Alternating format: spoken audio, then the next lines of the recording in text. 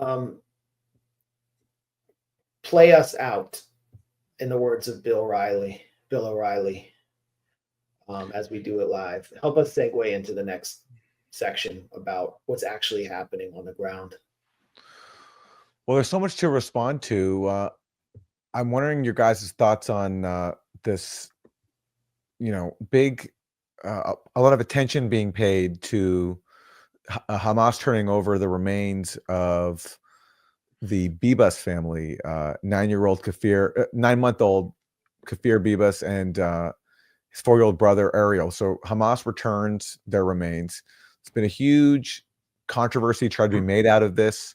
Hamas said back in November 2023 that they were killed in an Israeli airstrike. But somehow there's this effort now to paint this as like some new thing that Hamas killed these people. And that, of course, this is leading calls for revenge, which means continuing the genocide.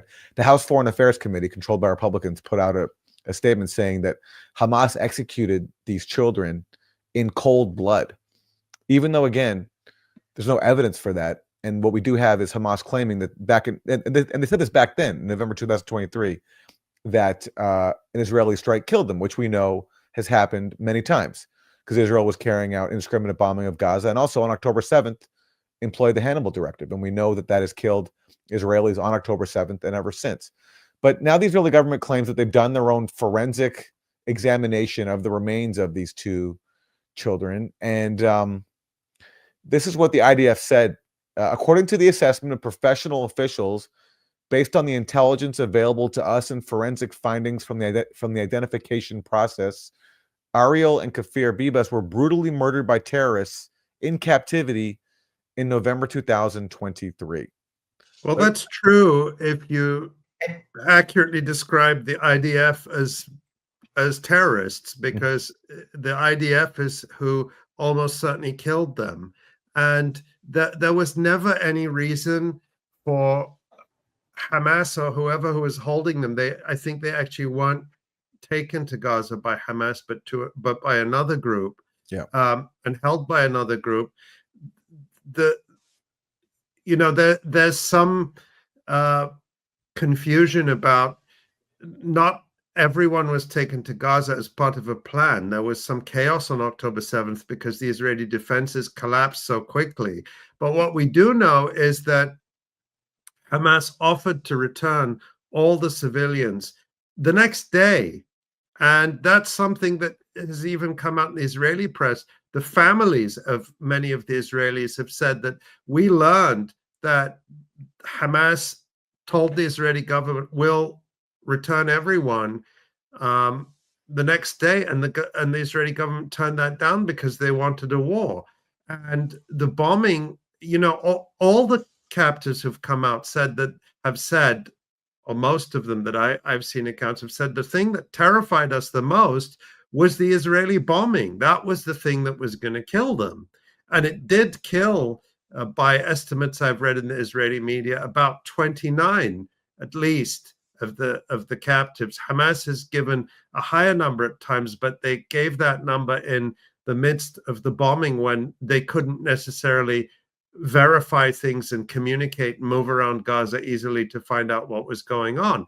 And so there is this cynical attempt to use these children. And when children are in a situation like this, it's never good. It's always tragic. It's always horrible. These are kids. No child ever asked to be put in whatever situation they're in. Children, they're innocent. Children are always innocent. And but what's so cynical is that, Netanyahu is still, he did this in the White House when he was with Trump the other day, going around saying that on October 7th, Hamas burned babies. And we remember Joe Biden saying how he saw the photos of beheaded babies. And the fact is that according to the Israeli official records, mercifully, only one Israeli baby was killed on October 7th, and that was Mila Cohen. And she was hit by a stray bullet that went through a door. So she wasn't even targeted. She was hit by a stray bullet, a horrible tragedy, to happen to any child. But it's this absence of babies who could be conscripted and weaponized as part of this genocidal propaganda war that Israel is waging that has driven them to distort this already horrific tragedy into this story where Hamas brutally murdered these babies, when there is, as you said, Max, literally no evidence of that whatsoever. Meanwhile, and Nikki Haley put out a tweet. Also decrying this and saying how brutal this is. This is the same Nikki Haley who went to Israel signing shells and bombs, finish them. She wrote on the shells and bombs that the American shells and bombs that were used to murder more than 20,000 Palestinian children in Gaza, she wrote, finish them. And this psycho, this monster, wants to convince us that she cares about the lives of children. It's just utterly grotesque. And that speaks to the imbalance here. The whole premise is racist. That we've just spent 5 minutes talking about these 2 Israeli children who were tragically killed. But if we did that about Palestinian children, we'd have to do, months and months and months of segments to talk about them. It's normalized that Israel gets to kill thousands of Palestinian children. But when Israeli we would be told with a straight face that, why the Palestinians are using their children as human shields, or they're deliberately getting them killed just to make Israel look bad. And of course, if we said, and I would never say, we don't use the same logic. Why are Israeli families raising babies within spitting distance of the fence of a concentration camp? It's a historical fact that the so-called Gaza envelope settlements were established as human shields for the territory that Israel had expelled Palestinians from in 1948. These settlements, like Nahal Oz, near the Gaza boundary, were so-called military civilian settlements. They called them a human wall. Human shields. And nobody says that. Nobody says, why are Israelis using their children and their civilians as human shields around a concentration camp? Well, that's actually what's happening. Not to say I'm okay with any children suffering in such circumstances. I'm not. It's horrific. Any child is, to me, the same. But just the disgusting racist double standards is just hard to wrap one's head around. Yeah, this is such an important case here, the case of the Bibas family. You can learn so much about the Israeli government cynicism from it, because there was a deal in December 2023 to actually have them out, but it was going to require extending the brief ceasefire, humanitarian pause in that month. And Yarden Bibas, the father, was begging to be able to take his family back to Israel so he could bury them. And he declared explicitly in a video, which I guess I'm not going to play, will somehow be demonetized for it. He was in captivity, so there's a certain level of coercion there, but he declared explicitly that Israel killed them. I mean, and I published the video here. It's out there. I've been calling this out for months and months and months because I knew how this was all going to play out, because 2 children, small children, were killed in a horrible fashion. And no one is allowed to talk about this video. No one is allowed to discuss it. The Western media doesn't mention it. And Yarden Bibas has been released in recent deals. Hamas released him before releasing his family, because he should be asked about this and he would tell the truth. Now that he is not being coerced, now that he's no longer in captivity, he's the one who could say, oh, actually, Hamas killed my family in cold blood. But he hasn't said it, as far as I know. And Israel is now lying, claiming professional officials, the same ones that probably confirmed the mass rape by Hamas on October 7th, have confirmed that these babies were killed in cold blood. And I mean, this spells it out very well by Prop versus Truth on January 19th. Zionist propaganda parrots are intentionally ignoring this fact that the Bibas family was killed through the Hannibal Directive so they can act super outraged when their bodies are swapped. Hamas offered to give their bodies in December 2023 during the temporary truce. So now the Israeli public, the Western public, they've been kept in the dark about this, and now they're being told through Zionist propagandists, whether it's Meghan McCain or Nikki Haley or Benjamin Netanyahu and the Israeli army, that they were brutally killed by Hamas, just taken and killed, as if they wouldn't want collateral in order to get the many hundreds of Palestinian children who are in Israeli prisons under administrative detention without charges out. Why would they do it? It makes no sense.